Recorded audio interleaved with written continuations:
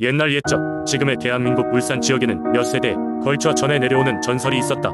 울산은 아름다운 자연 경관과 풍요로운 자원을 가진 지역이지만 그 당시에는 바다의 거센 파도와 가까운 산간 지역의 험악한 지형 때문에 많은 위험에 노출되어 있었다. 마을 사람들은 이러한 자연의 위협을 이겨내기 위해 여러 신앙을 통해 보호를 구하고자 했다.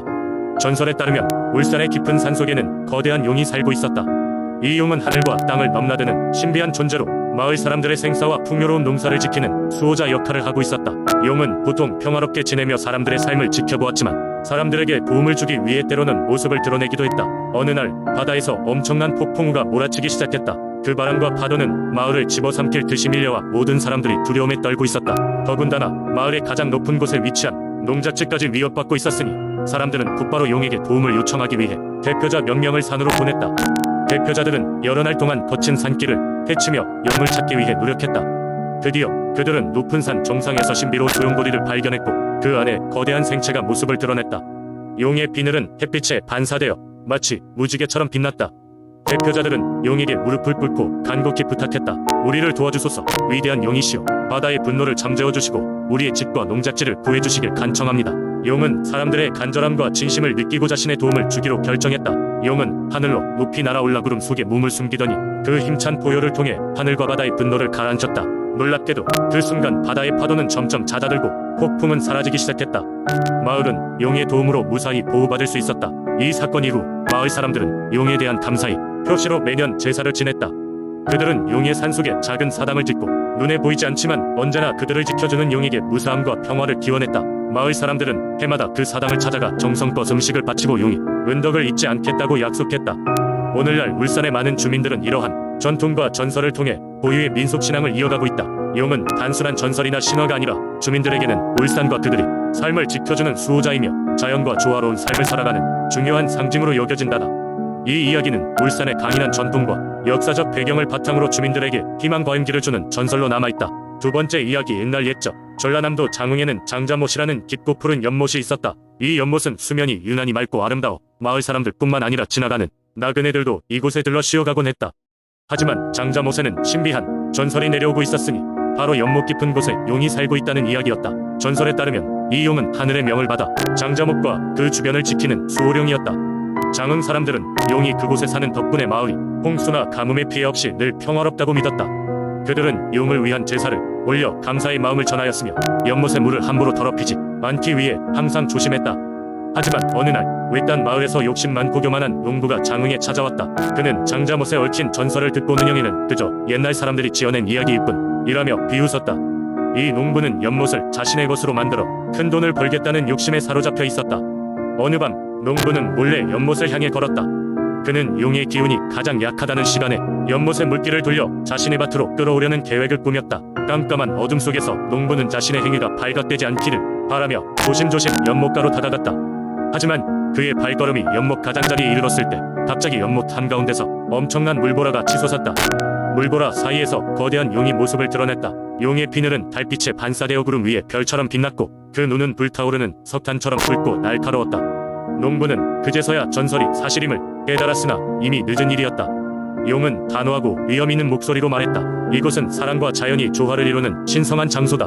너의 탐욕은 이 조화를 위협하고 있다. 돌아가라. 그리고 다시는 이곳을 해치지 마라. 농부는 용의 말에 복종할 수밖에 없었다. 그는 두려워 떨며 연못을 뒤로하고 황급히 마을을 떠났다. 그 후로 마을 사람들은 연못의 용에게 더욱더 감사하며 제사를 올렸고 장자못은 여전히 평화와 조화의 상징으로 남게 되었다. 시간이 흘러 장흥을 방문하는 사람들은 장자못을 찾아가 연못을 바라보며 그 전설을 되새겼다. 그것은 단지 신화에 그치는 이야기가 아니라 다음 세대에게 꼭 전해줘야 할 소중한 교훈이기도 했다. 사람들은 자연과 사람 사이의 조화를 지키고 욕심을 경계하며 살아가야 한다는 것을 장자못의 용 이야기에서 배우게 되었다. 세 번째 이야기. 옛날 옛적 삼척의 깊은 산 중에는 수수께끼 같은 신비로 가득한 소금산이 있었다. 이 산은 눈이 부실 듯 하얀 바위들로 덮여있어 멀리서 보면 마치 소금이 덮여있는 것처럼 보였다. 소금산에는 조용히 숨어있는 마을이 하나 있었는데 이곳에서는 사람들의 발소리조차 들리지 않았다.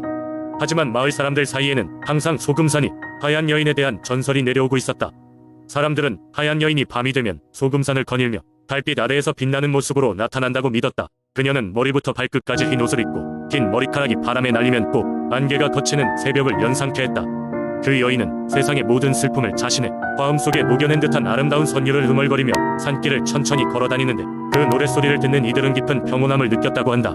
마을 사람들은 이 여인이 한때 소금산 인근의 백성 중 하나였을 것이라고 믿었다. 전해지는 이야기에 따르면 아주 오래전 소금산 근처에 대대적인 가뭄이 닥쳤다. 마을은 점차 생기를 잃어가고 사람들은 굶주림과 갈증에 시달렸다. 그러던 중 한 젊은 여인이 용기 있게 산의 신에게 기도를 드리기 위해 혼자 소금산에 올라갔다. 그녀는 마을을 위한 물을 간절히 염원하며 밤낮으로 산 정상에 앉아 자신의 절실한 마음을 담아 기도를 올렸다. 그러던 어느 날 밤 하늘에서 눈부신 빛이 산 정상에 내리쬐더니 마치 기적처럼 지하수 줄기가 솟아나 마을로 흐르게 되었다.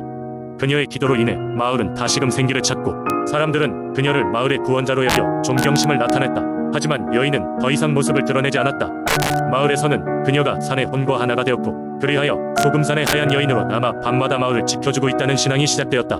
이후로도 마을 사람들은 소금산을 드나들 때면 그녀의 존재를 예의 있게 거론하며 산의 신기에 경의를 표했다. 여인은 언제나 하얀 옷을 입고 소금산을 걸으며 그들의 기도를 듣고 있었고 마을에 가까우는 위험을 막으시라고 믿었다. 그리하여 소금산은 단순한 자연 경관을 넘어서 마을 사람들에게 있어 신비로운 축복과 보호를 아우르는 성소로 자리 잡았다. 이 이야기는 삼척의 전통적인 민속 신앙으로 대대로 전해져 내려오면서 사람들에게 자연의 신비로움과 인간의 용기 그리고 기적을 믿는 힘을 상기시켜주고 있다. 사람들은 지금도 소금산을 찾으며 하얀 여인의 전설을 마음에 품고 그녀를 기리는 노래를 흥얼거리며 그 평온한 기운을 느낀다. 네 번째 이야기. 옛날 옛적 가을이 깊어가는 어느 날 강원도 인제 마을에서는 해마다 열리는 큰 장마당이 열렸다. 이 장마당은 온 동네 사람들에게 1년 동안 수확한 것들을 교환하고 신나는 이야기를 나누는 축제의 장이었다. 그날 조상 대대로 내려오는 민속신앙에 따라 마을 사람들은 장터 곳곳에 호랑이 형상의 나무 조각을 두었다.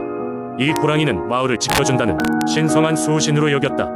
마을 사람들은 호랑이를 매우 두려워하고 존경했으며 가을마다 가축을 위한 곶감을 양식으로 준비해 두었다. 호랑이는 인제 마을에서 가장 두려운 존재였다. 그 이유는 호랑이가 루그아우토에게, 즉 그것에게는 강력한 힘과 거대한 크기가 있었기 때문이다. 혼자 사냥을 하고 있다가도 마른 나뭇가지를 밟은 소리에도 얼어붙는 일은 은근한 전설이 될 정도였다. 하지만 그들에게는 호랑이를 잠재울 묘책이 하나 있었으니 그것은 바로 곶감이었다. 장터가 무르익어갈 즈음 말썽꾼 임풍금이라는 아이가 있었다. 풍금은 곶감을 몹시 좋아했다. 그는 매년 장터에 나오는 다른 사람의 곶감들을 향긋한 냄새에 취해 몰래 훔쳐먹곤 했는 올해는 달랐다. 풍금이는 이번엔 호랑이의 전설을 직접 체험해보리라 다짐했다. 어느 날 밤 호랑이가 무섭다는 이야기를 누나에게서 들은 풍금이는 직접 호랑이를 만나보기로 결심했다. 깊은 밤이 되자 풍금이는 몰래 집을 빠져나왔다. 달빛 아래 풍금이는 호랑이가 나타나는 곳으로 알려진 깊은 숲속으로 조심스레 발걸음을 옮겼다. 숲속은 고요했다. 마치 모든 것이 나무와 바람, 달빛 아래 숨을 죽이고 있는 듯했다. 그때 멀지 않은 곳에서 잎이 흔들리는 소리를 들은 풍금이는 몸을 떨었다. 그건 분명히 호랑이였다. 하지만 겁에 질린 풍금이는 도망치지 않고 자신의 주머니 속에 있던 곶감을 꺼내어 호랑이를 달랬다. 설마 곶감 때문에 자신이 괜찮을 것이라는 용기라기보다는 호기심이었다. 호랑이가 한 걸음 다가서자 곶감이 단 냄새가 솔솔 퍼졌다. 호랑이는 그 냄새를 맡고 풍금이 앞에서 멈추었다. 곶감을 보고 호랑이는 천천히 그 곶감을 받아먹기 시작했다. 이로 인해 풍금이는 호랑이가 무섭다기보다는 신비롭고 아련한 모습임을 깨달았다. 풍금이는 곶감을 모두 호랑이에게 주었고 호랑이는 만족스러운 듯 헛기침을 하더니 숲속으로 사라졌다. 그 후로 풍금이는 다시는 호랑이를 무서워하지 않게 되었다. 인제 마을 사람들에게도 이 이야기를 전하며 호랑이에 대한 두려움 대신 존경심을 가지게 했다. 이런 전통과 풍습이 오랜 세월 동안 이어지며 인제 마을의 전설로 자리 잡게 되었다. 그리고 그날 이후로 마을에서는 더욱 풍성한 곶감을 마련하여 호랑이를 공양함으로써 마을의 안전과 풍요를 기원하게 되었다.